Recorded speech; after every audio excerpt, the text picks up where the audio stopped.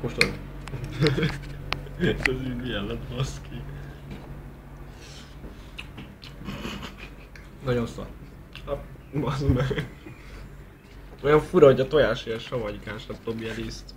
Jó az. Igazából csak a mustát lehet rajta érezni. Miért nem kellett volna fél kilót rányomni?